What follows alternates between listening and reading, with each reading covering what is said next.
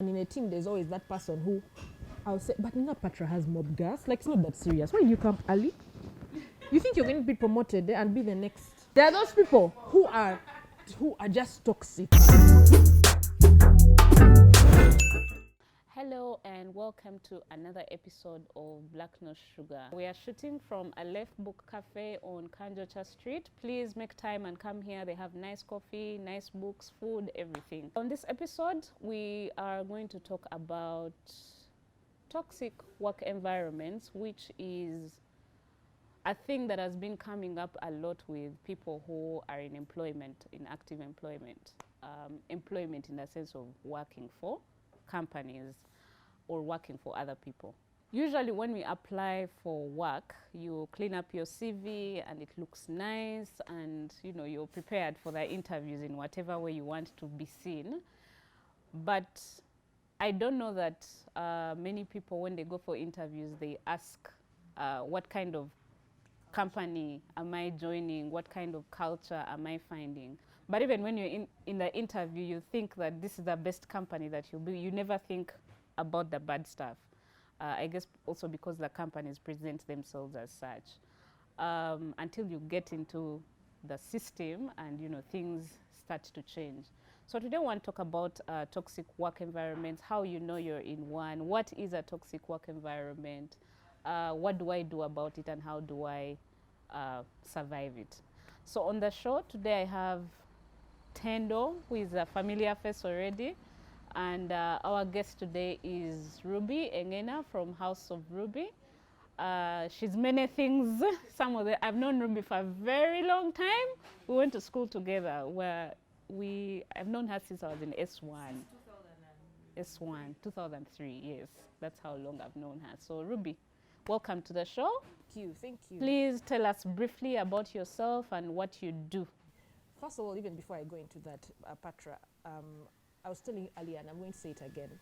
I started a show in 2018 that ended in 2020 called HR Fridays, and I actually started it a month after Black No Sugar.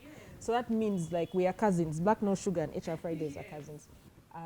What we do at House of Ruby basically is we spot talent, develop it, and give it a platform to shine. So our vision really is just to create jobs for you by you. And when I talk about talent, I mean last year we had on board a saxophonist, a mwogezi, someone who does deco, we had a chef, and recently also expanded to something bigger that I will not let you know. You need to go onto my YouTube channel and like it, House of Ruby, click. I'm going to make you pay for that ad. Black No Sugar, nothing. Anyway, so that's what we basically do. And I'm also employed.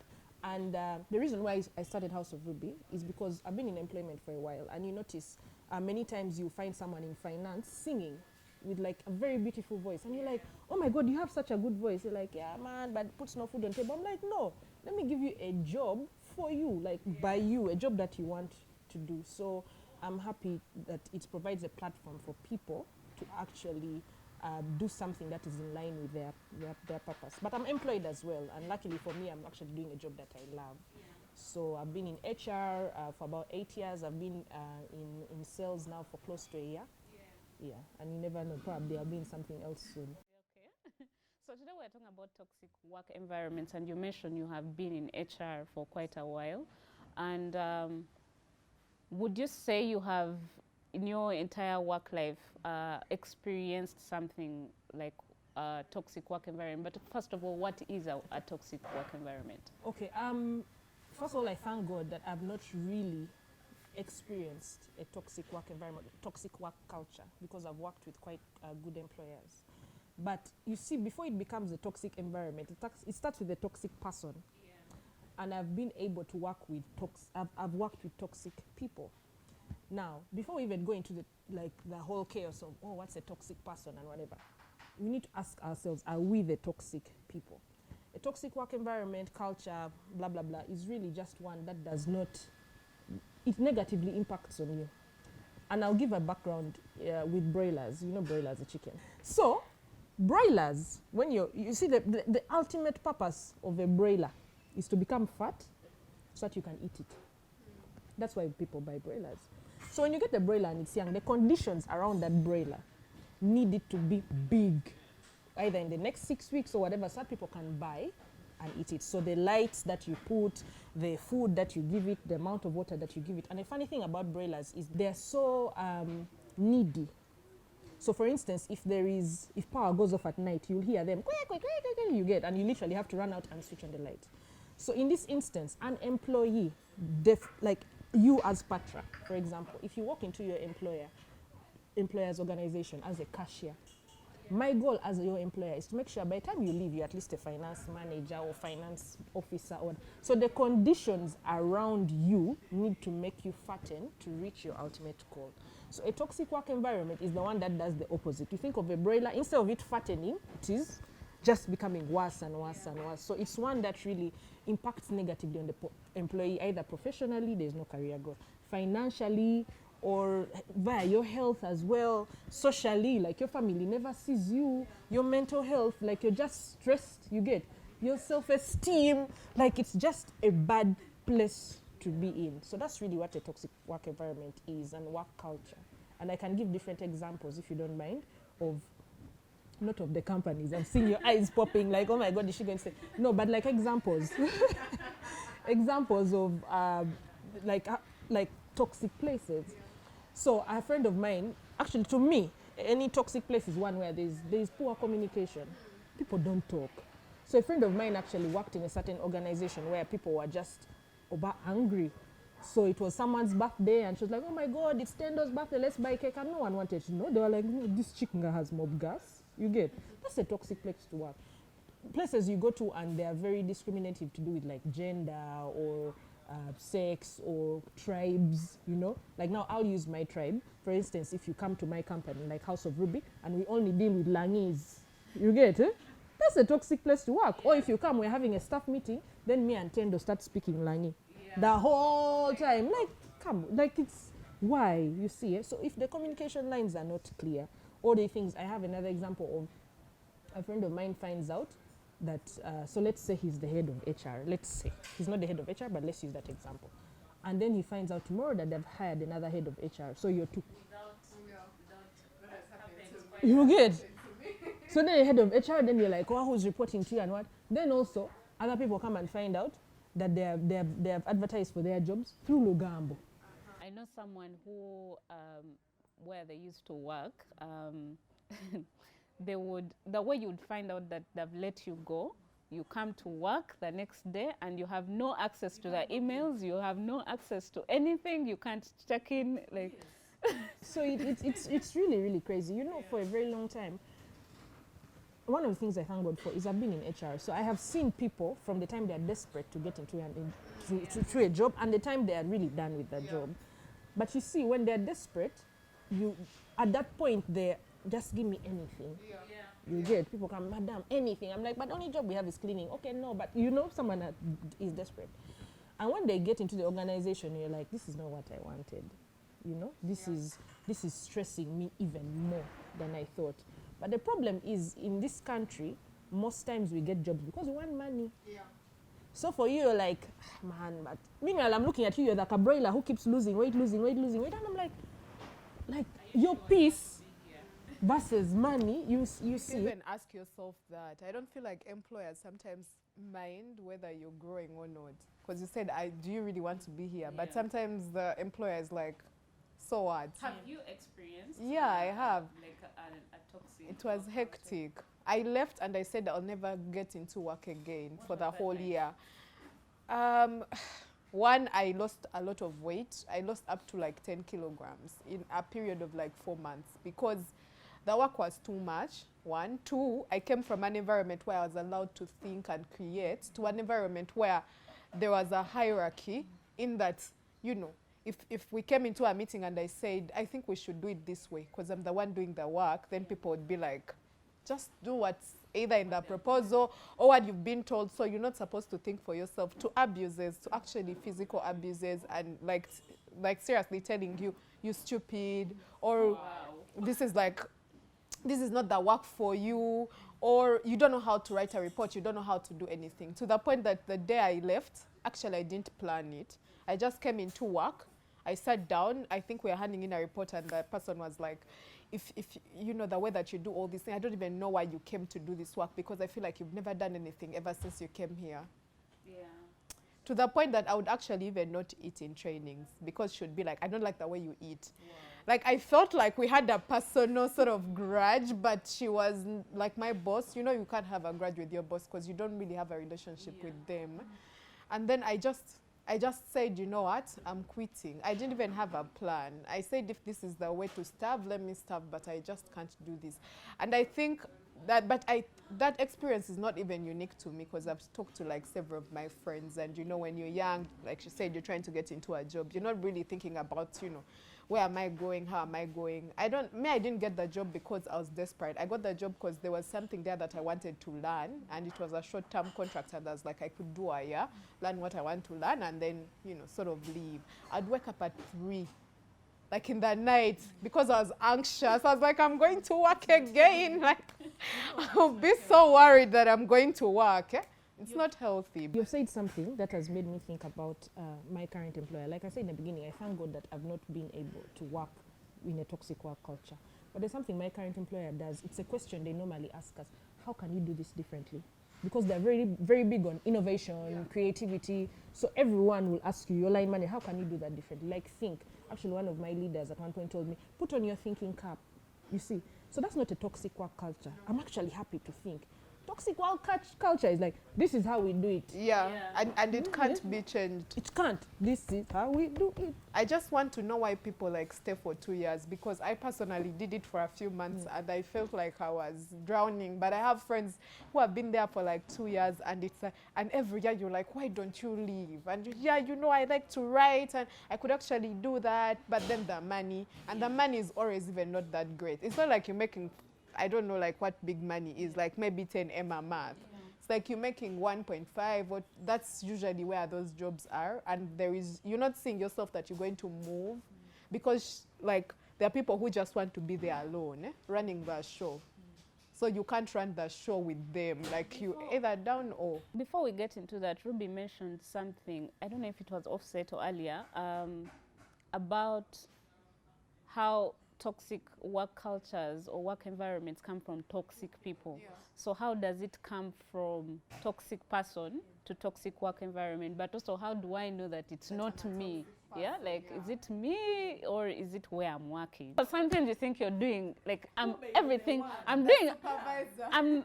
feel like I'm doing everything. Okay, as the supervisor, but also the employee. Yeah, I feel like, am I making mistakes all the time, or like, is it me? Like, what's the problem?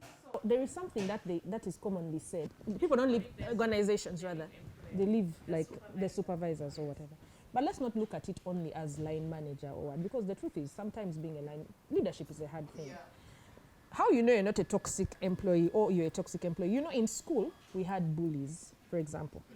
School. So just think of employment and school as the same thing. First of all, side note, I used to get so amazed in school when people who have done wrong things are expelled and they cry. And I'm like, why are you crying? You freaking bully, you get, or you stole. Or even in employment, you terminate someone. Oh, what am I going to do? I'm like, what did you expect? You did the wrong thing, you see.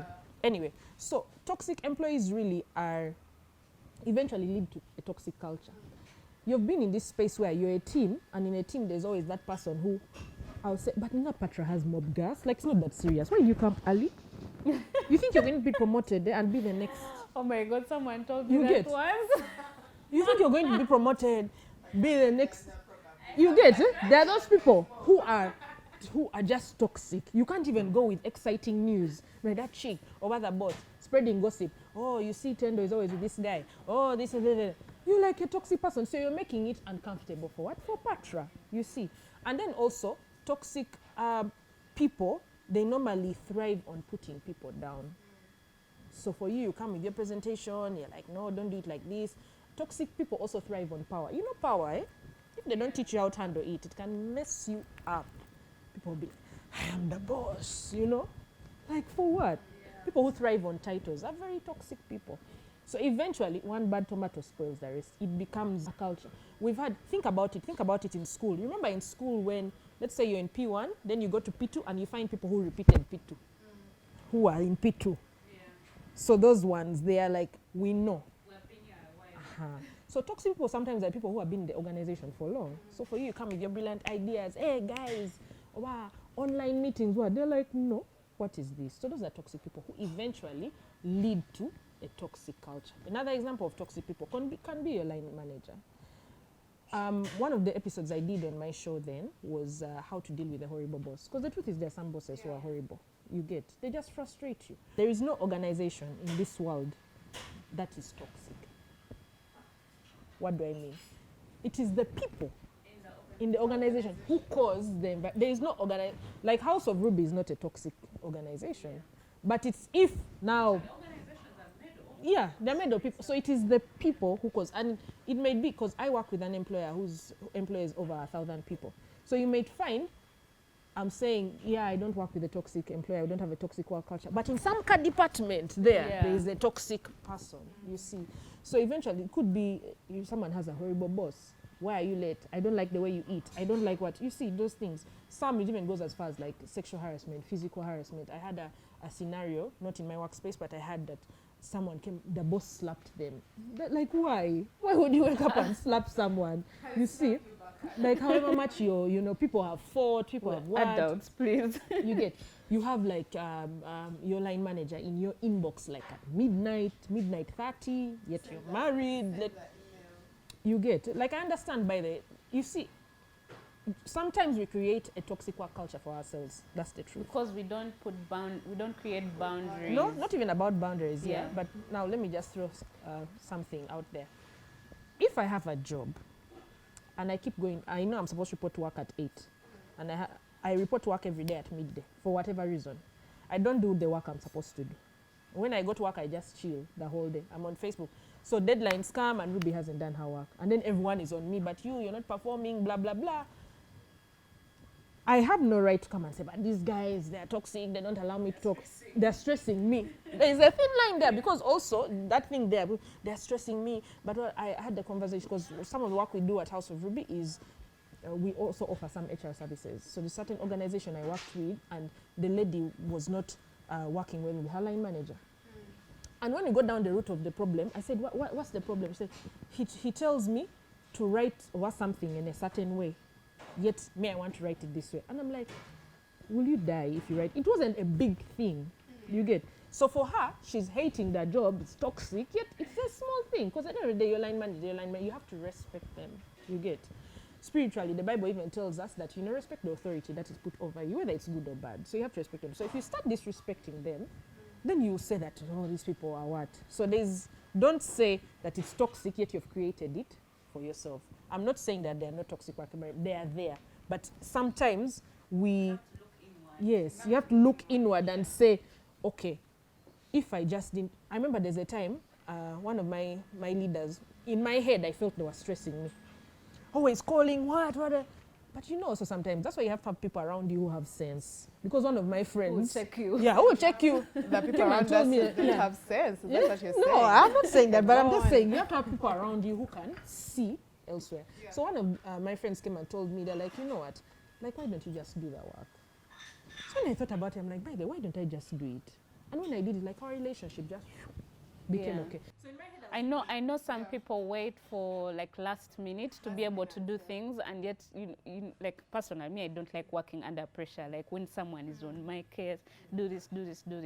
So I prefer to do things much earlier to get away with that pressure. So then I don't have to hate on them. And the manager also needs results. Like the only thing you're taught in management, you say if you're supervising or a manager, don't tell your boss anything. Don't complain about the subordinates. Just have the work on time. So it's that pressure of, I also have to put these guys on pressure because there's a deadline. The good thing now we're talking actually toxic. So this whole drama of now this person is one who has caused me to be toxic and what, or let's first leave that one. Now we're really talking toxic. So you can be the toxic person, by the way, who is stressing the entire organization, stressed by one person. Yeah.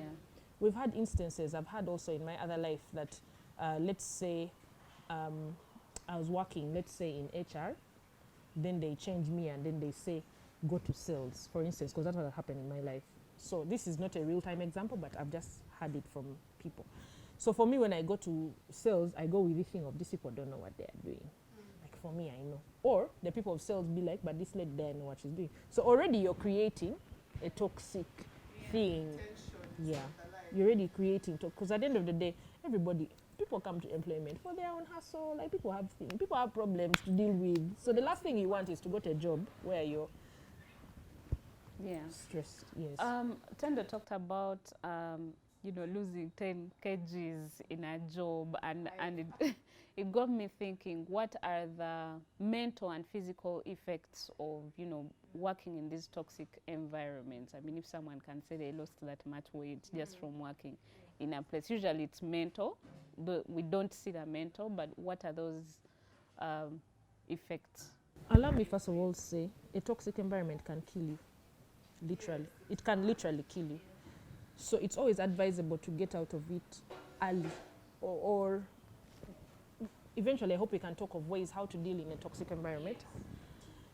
It's you have to get out, or you have to talk to someone or something, because it can kill you. You have to talk to a therapist or something. Yeah. Or like, if the organization is quite organized, that's why the HR department is there. You get, that's why the HR department is there. Yeah. You get, I feel like HR in most organizations is not even really on the side. It's not supposed to do that because No, the boss I is don't feel above like, them. okay, No, maybe not it's really. my experience. In my experience, Maybe it's your experience, yes. HR was. I didn't feel like HR was, on the team of the employees. It felt like it was just upholding who is the employer and things like. So you go and you talk, and it just seems like there's too much politics there. Like, There's even an they take organization in I worked at. We circles, had like a finance and an HR. The guy was handling finance and HR. Because usually this stuff happens in smaller organizations where they are understaffed, and sometimes the boss, like now me in my organization, I'm a lot of things. I think I'm even handling the HR right now. The only thing I'm not is maybe social media and maybe a few other roles. So it would be hard for an employee to sort of come to me and say, Tendo, because I'm also in finance, like I'm also going to be the one who pays you eventually. So you better say your words. Maybe training. I feel like it's something that every leader should go in knowing, how do I check myself to know that I'm not being toxic? Because it's so easy to, have something on your mind. You're coming in, you've lost a client, and you just go off. but Ruby, we're talking about the effects, and you mentioned that it can kill you. At what point, how do you even notice that there's something wrong? Yeah, that maybe I need to take leave, maybe, because sometimes we work and work and work and work, because I think people find a certain discomfort from doing nothing, like from resting. Like, I need to fill this time with something, like I need to be working. I need to fill Funny all when my I talk time. to to recognize that I need to, like, sometimes when I tell people, people ask you, what are you doing this weekend? Nothing, I'm sleeping. Like, okay, there's plan. I'm like, I've planned to sleep in. Like, people are uncomfortable with even taking I'm leave, jealous. like. I'm even uncomfortable with being in a quiet space for a long time. So, you see, people are already uncomfortable with taking rest. So how do you even recognize that you need to take rest, or that you need to leave? What are those signs on your body or on your health that you need to do something? Yeah. So before I answer that, can I just say two things? One, side note, my dad normally, he can call you and be like, Ruby, what are you doing? And you're like, nothing. How can you do nothing? And like, I'm doing nothing. And me, I actually take leave to sleep. Yeah. Then, no, like if you random day, like me, I take leave to sleep, and people find it shocking. The second thing is about HR. Like, it's true that you've said most small organizations you find those things, and which is unfortunate. But like I said in the beginning, I thank God in my organization we have an HR structure where each department sort of has an HR representative. So you don't have to wait to go to the big HR person. You already have someone who works with you. But anyway, so the effects, it can affect you mentally. You find people who they're not used to being told that they're good at what they're doing. So if they've worked with someone who keeps bogging them down, eventually it starts affecting you mentally, in the sense, and your self-esteem, not only in work, like you go home and you're like, you get, it's like you stop believing in who you actually are. So for Tendo, if I come and tell you that you're a very beautiful girl, as long as you in your head, people have been telling you all the time that you're ugly, you always think that I'm lying. Yeah, I am. You're what? I'm beautiful.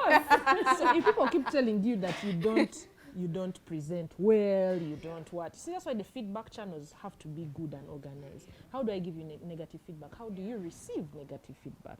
Because the truth is, your presentation may be crap, but I'm not going to come and say, Gwen, guy, your thing is fake. You get, I'm going to tell you, like, thank you for your presentation. However, I think we can make these changes here and there.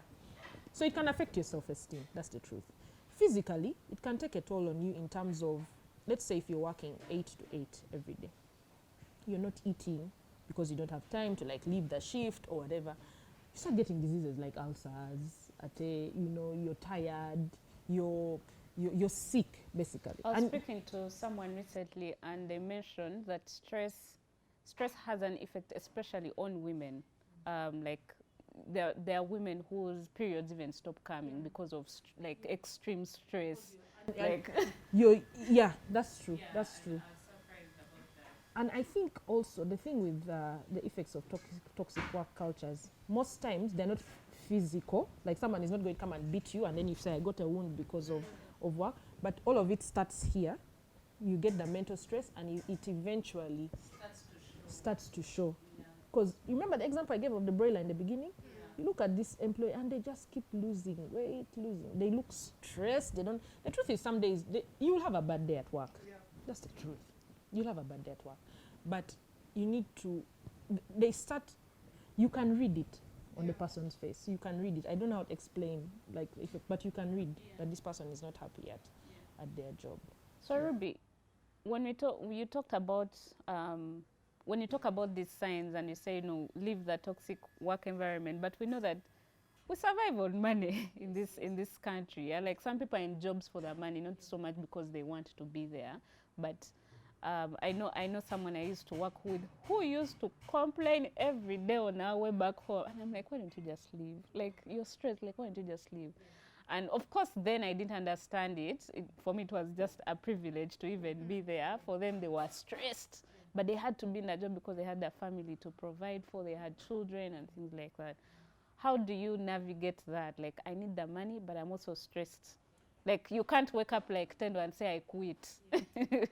Because there are so many things that are dependent on you having that job. Okay, so let me give you a few tips of how you can survive a toxic work relationship. And I'll start with the last tip. The last tip is start planning your exit. That's the last. Out of 1, 2, 3 that I'm going to give you, the last one is start planning your exit. That's when it has come the worst.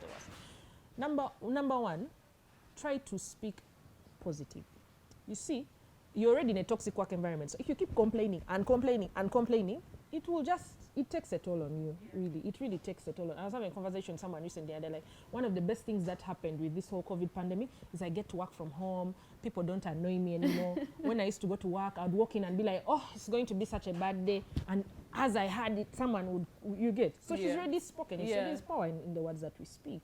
So you start being positive and you're like, oh, I thank God, at least I have a job, I have something to do. You literally have to force yourself to be positive. 2, get someone to talk to who's probably in the same space as you, in the same work, whatever, or out. Get someone to actually talk to. Vent. Yes, someone you can vent to. Yeah. I have friends who would come to me and be like, I've come here to quarrel. You get? Yeah. So they would quarrel, stick, and because you need to let it out, because it can kill you. It's like a cancer. It starts slowly, and before you know it, you tend to slap her boss, and you're like, when? I didn't even know. So get someone to talk to. Get someone who you can Don't actually use me in an example of violence. Well, is it true, perhaps? No. So get someone to talk to. 3, if you have a strong HR department, which I hope is for most organizations, speak to somebody in HR. Because most HR people actually in these organizations that have structure are the ones who are going to help you to go through this. Either you've had cases of they say, okay, let's change. If the person is line manager, let's change, let's put you in another department, let's do something. You speak to them. If I use again the example of the broiler, when all the broilers are doing well and there's one that is struggling, you pick it out and take it elsewhere and find a way. Then the third one is start planning your exit. If it's that bad, start planning your exit, because you see, you have to deal with things that you can change. Because you're not going to call the board of directors and be like, this organization is so toxic, I suggest we change our HR structure and what. But through the conversations you have with like HR and what, maybe they can say, okay, That's maybe a we need very a structure. dramatic move. We need to work on our performance. Allow me after this just say tips like organizations can do to reduce on the toxic culture. So the last one is start planning your exit. I know how I planned my exit. Like it just got to me one day and I said, you know what, at the very least I need to leave. I don't know where I'm going, but so what I did, I applied for school. I said, let me go to school while I figure out where I'm going to go next. And then it was actually a very good year. Like I applied for school came through, I had a fellowship, and then I applied for a new job. I just put myself out there and everything came at once. And I also think it's the worry. One, I know people are always asking me, how did you just leave? Because I've left around 2 or 3 jobs. Not badly, of course. In some cases, I said I needed to go and do something. And the worry kills you. You can't actually leave a job. I think most of us have been brought up to think that you should be in one place for 5 years. If it's not working for you, you can leave and actually get working jobs for over 20 years. You will find opportunities. I find that I always find, because the job that I left that was toxic was I got like, I started being paid per day what I was paid per month. You know, and that was like in consultancy. But before I was like, oh, I think I'm not so good, because by that time we've all been in NGOs. You can't write a good report. Where are you going? That's like at the level of entry. Yeah. Yet I could, and I was actually hired to do that work and I consult around it. So it's reaffirmation of your life, but also your mental health. No one can give you back your mental health and physical health. So if it's so bad, you know, leave. Yeah. Leave, yeah, because if you died tomorrow, they would even hire another one on that day. Like, exactly. So as we wrap up, I want Ruby to get us to what do, as employers, because at some point we may not always be employees. As employers, what do we need to do to ensure that, you know, the people who work for us or the people we work with are in a healthy, I may be at the top and I don't know what's in those small departments, but at the end of the day, I'm the person at the top. How do organizational employers ensure that, you know, people are working in a healthy work environment? Okay, so first of all, your people strategy has to be clear. Because at the end of the day, the people are the engine of the business. No matter how great your organization is, if the employees wake up and see it, that's it, you get. So one, how can you do this? Your communication channels have to be really, really clear.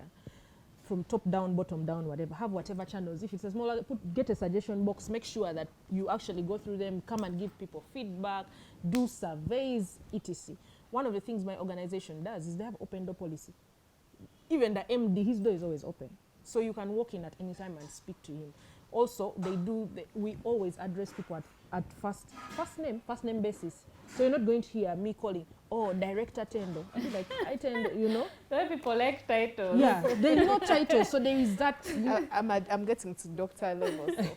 And surprisingly, it creates a level of respect. You're like, this guy. Of course, there are some who cross the line, but not very many. So the communication channels have to be clear. Another thing organizations can do is create a strong capability system. Like I said, if you join the company as a cashier, my work as an employer is to make sure you don't leave as a cashier. So what are the streams of growth? So employers really care. They are happy. They are like, yeah. About your growth, they care about 9 their years growth as an and accountant. Growth. Because let me tell you, and for me that's a very sad and unfortunate thing. They care about their sales and their growth. No, that's a very sad and unfortunate thing. Because my thinking, Patra, is what defines me as a true leader is if I'm Tendo's line manager, by the time I leave, she's a leader. Yeah. Because leadership is basically servant leadership. That's why I told you that one of the things that leads toxic work cultures is the power struggle. People are not taught how to handle power. I've had a story of a lady who and they researched it eventually and found out it was true. So she's like married to a Muslim man, so there are 2 wives, so she's never really had that power and whatever. So at work, her employees used to suffer. Because when she would come to work, she's the boss, please. Just remind everyone. She's the boss, you get. But when she goes back home, so it's a power thing. So you have to ensure that there is a clear line of growth for the person. Have career discussions, performance development reviews. You know, some of the things we've done, you talk to employees and they say, how can I make your life better? Like, my boss doesn't give me feedback about how I'm performing. Imagine something so simple. So you don't even know if you're doing well. You don't even know if you get. Another thing, reward and recognition. Because you see, most companies thrive so much on the stick. You've done wrong, but you need to give the carrot as well. keep the carrot. If Patra has done well, award her. If she's done badly, you give her a stick. So she'll be able to appreciate the stick more because she has seen the reward. But if all the time I'm like, you keep saying things, let me tell you, there's one universal language, and that is love. So reward people. Say nice things to them, affirm them. Do even small things like team building, because some of these culture things are broken by team building. Because I put you in a team with someone you don't know, someone you hate, and you have to work together. So yeah, but I think organizations really need to invest in their people. Because like I said in the beginning, the toxic work culture starts from a person. So invest in the people. I'm not saying make them happy, do whatever they want. No, there have to be clear lines of, structure and law and policies, whatever. But focus on making them the fat broilers as opposed to the sick ones.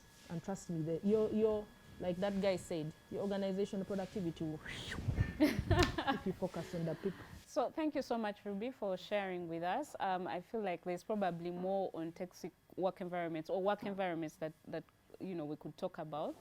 And if you're watching, I hope you can get out of whatever that difficult situation that you're in.